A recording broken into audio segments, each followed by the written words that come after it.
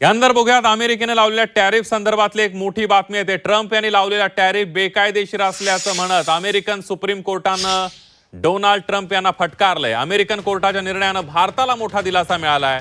ट्रम्पना tariff लावण्याचा अधिकार नसल्याचं म्हणत कोर्टानं ट्रम्प यांना फटकारलंय। अमेरिकन राष्ट्राध्यक्ष डोनाल्ड ट्रम्प यांनी जगातील देशांवर लावलेल्या टॅरिफ लावलेला आहे आणि अमेरिकन सुप्रीम कोर्टानं ते टॅरिफ रद्द केलेलं आहे। अमेरिकन कोर्टानं सुनावणी करताना ट्रम्प यांना फटकारलंय। अमेरिकन राष्ट्राध्यक्षांना जगातील इतर देशांवर टॅरिफ लादण्याचा कोणताही अधिकार नसल्याचं कोर्टानं म्हटलंय।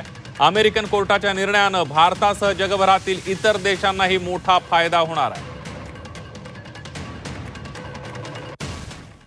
अमेरिकन फेडरल कोर्टचा हा निर्णय अपेक्षितच होता आणि तो डोनाल्ड ट्रम्प यांच्या विरोधामध्ये जाणार होता। याचं कारण असं आहे की डोनाल्ड ट्रम्पनी मागच्या वर्षीच्या एप्रिल महिन्यामध्ये जो अनेक देशांच्या विरुद्ध टॅरिफ वाढवण्याचा जो निर्णय घेतलेला होता, त्यासाठी त्यांनी 1977चा अमेरिकेमधला एक इकॉनॉमिक इमर्जन्सी ऍक्ट जो आहे त्याचा वापर केलेला होता। मात्र हा जो ऍक्ट आहे हा केवळ सँक्शन्स आणि जर ऍसेट फ्रीज करायचे असतील त्या संदर्भामध्ये बनवण्यात आलेला होता आणि यामध्ये कोणत्याही प्रकारचं टॅरिफ लावण्याची प्रोव्हिजन नव्हती।